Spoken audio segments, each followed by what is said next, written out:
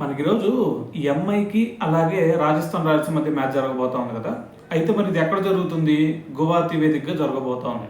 So మరి match జరిగేటటువంటి situation ఏదైనా కనిపిస్తుందా భయ్య అంటే మరి ప్రస్తుతం అక్కడ చూస్తూ ఉంటే భారీ వర్షం పడుతోంది. సో మరి ఇటువంటి సిచ్యువేషన్లో మరి నిన్న కూడా చూసాం కదా, కేకేఆర్కి అలాగే పంజాబ్ కింగ్స్ మధ్య మ్యాచ్ కూడా రద్దు అవడం జరిగింది. సో మరి ప్రజెంట్ సినారియో కనుక అక్కడ చూస్తే మరి ఈ మ్యాచ్ కూడా రద్దు అయిద్దేమో అనిపిస్తూ ఉందన్నమాట. సో మరి అదంతా పక్కన పెట్టయితే మరి మ్యాచ్ కనుక ఒకవేళ జరిగితే మరి ఎవరు గెలిచేటటువంటి ఛాన్సెస్ ఉన్నాయి అనేది కనుక ఒక్కసారి మాట్లాడుకుంటే ఫస్ట్ మనం హెడ్ టు హెడ్ స్టాట్స్ చూద్దాం.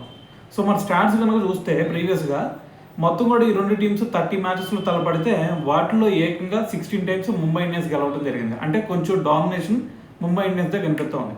అలా కాకుండా 2021 నుంచి మొత్తం కూడా ఈ రెండు టీమ్స్ 8 మ్యాచెస్ ఆడితే వాటిలో 5 మ్యాచెస్ ఎంఐ గెలిచింది. అంటే హెడ్ టు హెడ్ స్టాట్స్ చూస్తూ ఉంటే కొంచెం ఎంఐకే కొంచెం అప్పర్ హ్యాండ్ కనిపిస్తూ ఉంది.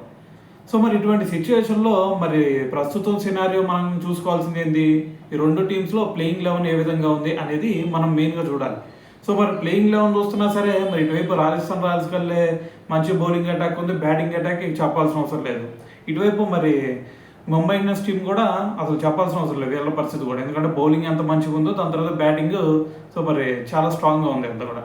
సో మరి ఇటువంటి పరిస్థితుల్లో రెండు టీమ్స్కి స్ట్రాంగ్ బ్యాలెన్స్ చూస్తుంటే కొంచెం మంచిగానే ఉంది కాబట్టి సో మరి ఎవరు గెలుస్తారు అనేది చూడడం అనేది చాలా కష్టం అనే చెప్పాలి.